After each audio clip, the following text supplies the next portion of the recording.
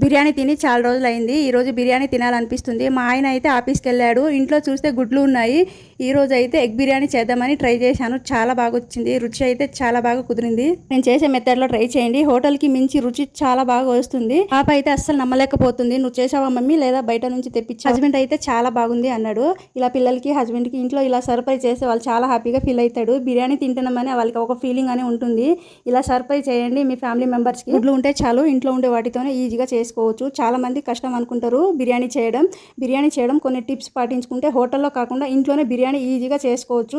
ఇంటికి చుట్టాలు వచ్చినప్పుడు ఎప్పుడు తినేది కాకుండా ఇలా ఎగ్ బిర్యానీ పెట్టండి, చాలా ఇష్టంగా తింటారు. ఏమైనా తినాలనిపించినప్పుడు ప్రతిసారి బయటికి ఎవరైతే తీసుకెళ్లరు, మనం ఇంట్లోనే వచ్చేటట్టు ఇలా బిర్యానీ కానీ మనకి ఏ రెసిపీ అయినా కానీ ఇంట్లోనే ఇలా ప్రిపేర్ చేసుకుంటే మనకి ఎప్పుడు కావాలంటే మనకి ఎప్పుడైనా నచ్చినప్పుడు ఇలా చేసుకొని తినేయచ్చు. నువ్వు చెప్పడం మర్చిపోయాను, ఎగ్ బిర్యానీ అంటే ఎంతమందికి ఇష్టమో కామెంట్ చేయండి. నాకైతే చాలా ఇష్టము. ఇట హోటల్లో ఒకరు తినే బడ్జెట్లో ఇంట్లో అయితే 5 మెంబర్స్ తినేయచ్చు. ఇలా ఇంట్లో మంచిగా చేసుకొని తింటే చాలా రుచిగా ఫ్రెష్గా చాలా బాగుంటుంది. ఇంట్లో బయట ఫుడ్ అంటే ఎవరికి ఇష్టమే ఉండదు.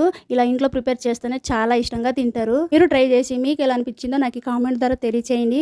ఈ వీడియో మీకు నచ్చింది అనుకుంటున్నాను. ఈ వీడియో మీకు నచ్చితే 10కి ఎన్ని మార్కులు వేస్తారో కామెంట్లో చేయండి. ప్లీజ్ లైక్, షేర్, సబ్స్క్రైబ్ చేయడం మాత్రం అస్సలు మర్చిపోవద్దు. Thank you. Bye bye.